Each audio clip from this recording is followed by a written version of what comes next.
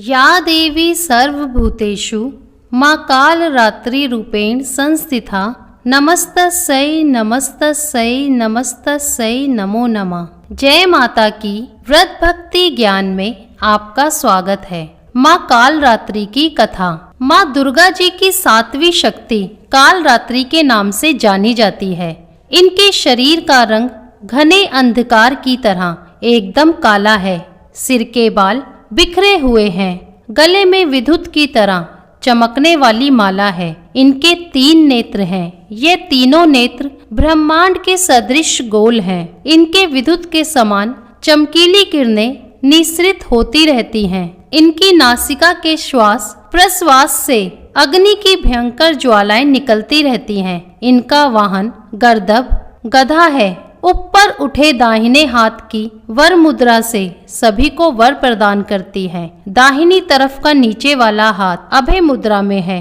बाईं तरफ के ऊपर वाले हाथ में लोहे का कांटा तथा नीचे वाले हाथ में खड्ग है। माँ कालरात्रि का स्वरूप देखने में अत्यंत भयानक है, लेकिन यह सदैव शुभ फल की देने वाली है। इसलिए इनका एक नाम शुभकरी भी है। अतः इनसे भक्तों को किसी भी प्रकार से भयभीत तथा आतंकित होने की आवश्यकता नहीं है। दुर्गा पूजा के 7वें दिन माँ कालरात्रि की उपासना का विधान है। इस दिन साधक का मन सहस्त्रार चक्र में स्थित रहता है। उसके लिए ब्रह्मांड की समस्त सिद्धियों का द्वार खुलने लगता है। इस चक्र में स्थित साधक का मन पूर्णतः माँ कालरात्रि के स्वरूप में अवस्थित रहता है। उनके साक्षात्कार से मिलने वाले पुण्य का वह भागी हो जाता है। उसके समस्त पापों विघ्नों का नाश हो जाता है। उसे अक्षय पुण्य लोक की प्राप्ति होती है। माँ कालरात्रि दुष्टों का विनाश करने वाली है। दानव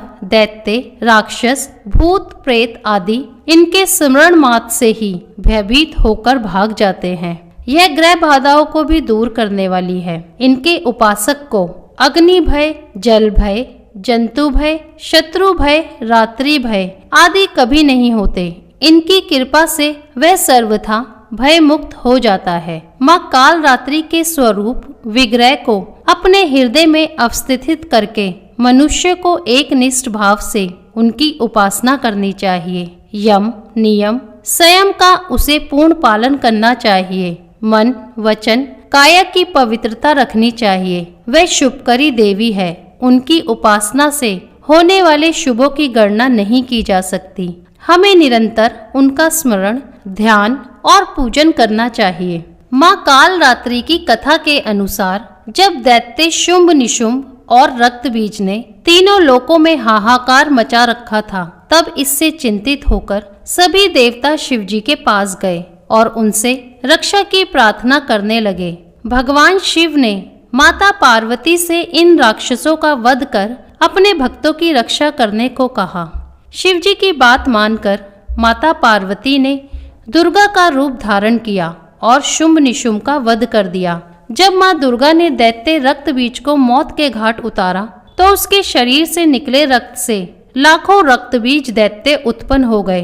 रक्तबीज को एक वरदान प्राप्त था कि अगर उसका खून धरती पर गिरता है तो उससे लाखों रक्तबीज दैत्य पैदा हो जाते हैं। इससे दुर्गा क्रोधित हो गई और उनका वर्ण श्यामल हो गया। माँ दुर्गा ने अपने तेज से कालरात्रि को उत्पन्न किया। इसके बाद जब माँ दुर्गा ने दैत्य रक्तबीज का वध किया और उसके शरीर से गिरने वाले रक्त को माँ कालरात्रि ने जमीन पर गिरने से पहले ही अपने मुख में भर लिया। इस तरह माँ दुर्गा ने सबका गला काटते हुए रक्तबीज का वध कर दिया। इस तरह माता ने सबकी रक्षा की। तो प्रेम से बोलिए माँ कालरात्रि की जय, माँ दुर्गा की जय। अगर वीडियो पसंद आई हो तो लाइक शेयर कमेंट करें और चैनल को सब्सक्राइब करना ना भूलें। जय माता की।